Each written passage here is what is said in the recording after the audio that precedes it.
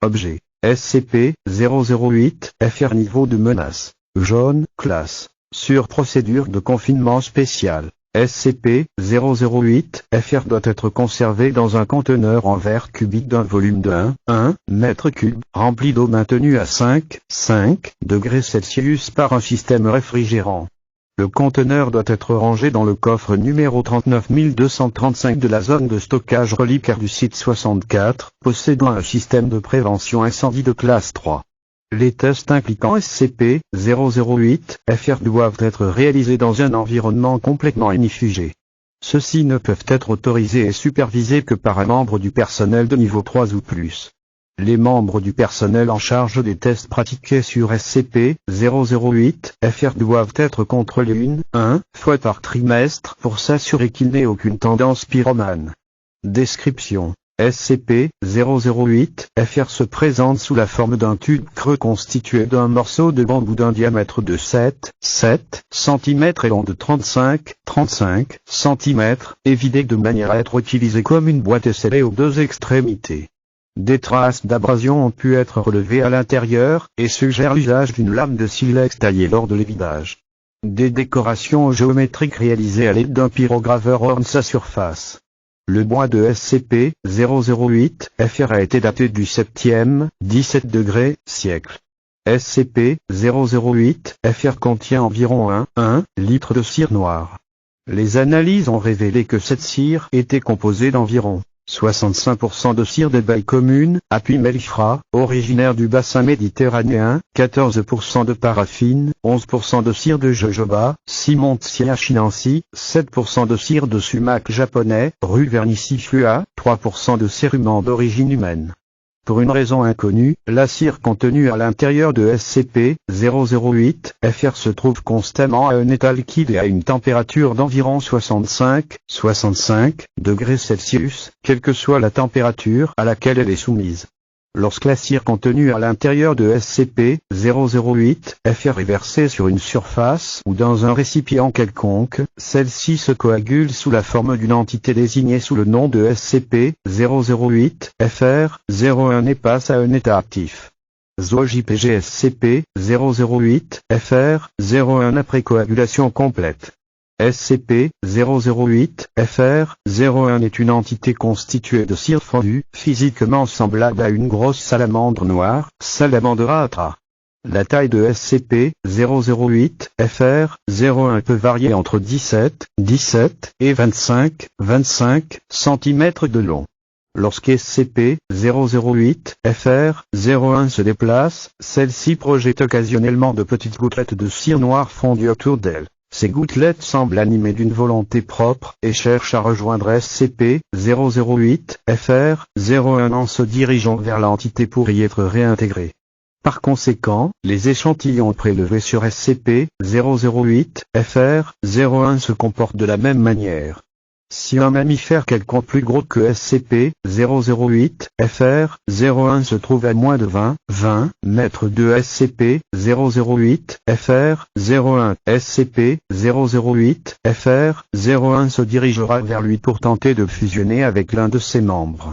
Dans un premier temps, SCP-008-FR-01 cherche à atteindre l'un des membres du sujet en courant ou en sautant vers celui-ci, avant d'augmenter brusquement sa propre température interne par un procédé inconnu jusqu'à entrer en ébullition. Lors d'un des tests initiaux, une température de 118 degrés Celsius a été mesurée. SCP-008-FR-01 perd ensuite sa forme de salamandre et recouvre le membre en question d'une couche épaisse de cire bouillante. Lorsque les couches supérieures de l'épiderme en contact avec SCP-008-FR-01 ont été brûlées ou fondues, SCP-008-FR-01 dispose d'un contrôle approximatif sur les gestes qu'accomplit le membre atteint par ce processus de fusion, et cherche à forcer le sujet à s'approcher d'une flamme ou, dans le cas d'un sujet humain, à lui faire allumer un feu pour enflammer le reste du membre atteint, voire le sujet entier dans certains cas. SCP-008-FR-01 ne se détache d'un sujet que lorsque le feu allumé de cette manière s'est totalement éteint. Après quoi, SCP-008-FR-01 tente de regagner SCP-008-FR pour retourner à son état inactif.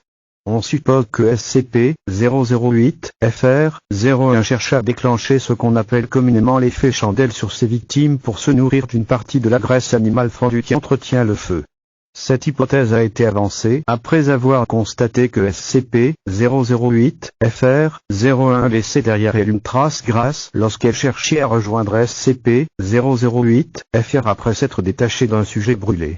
SCP-008-FR-01 étant constitué de cire, une matière hydrophobe, celle-ci évite d'entrer en contact avec toute source d'eau. La façon la plus simple de détacher SCP-008-FR-01 d'un membre atteint lors du processus de fusion est de le plonger dans de l'eau ou de l'asperger en grande quantité.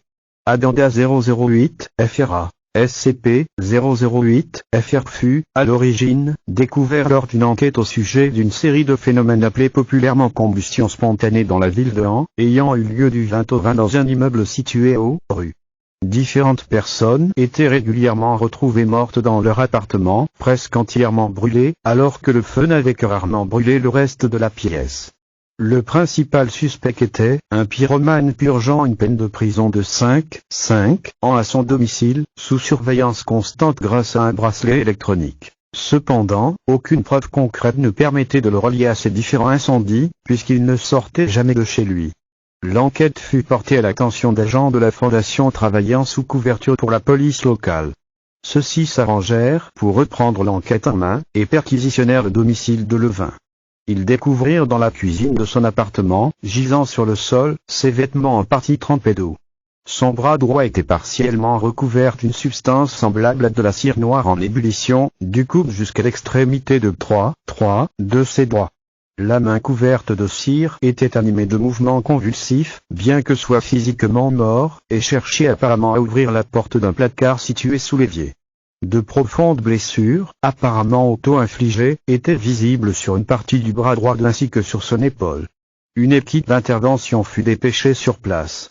Il apparaît qu'il était en possession de SCP-008-FR, et qu'il était pleinement conscient de ses propriétés anormales ainsi que de certains aspects du comportement de SCP-008-FR-01 dans son état actif. D'après des notes qui ont été retrouvées à son domicile, il se servait de SCP-008-FR comme arme pour allumer des feux à distance chez ses voisins. Il évitait que SCP-008-FR-01 ne s'en prenne à lui en s'aspergeant d'eau avant de le libérer. On suppose que n'a pas utilisé suffisamment d'eau le jour où les agents de la Fondation l'ont découvert, l'entité SCP-008-FR-01 ayant réussi malgré cela à fusionner avec son bras droit. A apparemment paniqué sous le coup de la douleur et a tenté d'amputer le membre atteint à l'aide de tout ce qui lui tombait sous la main. La mort aurait été entraînée par l'importante perte de sang occasionnée, additionnée au choc causé par la fusion avec SCP-008-FR-01. D'après les traces relevées dans l'appartement, il semble que SCP-008-FR-01 ait réussi à traîner par la seule force de sa main sur près de 12 mètres.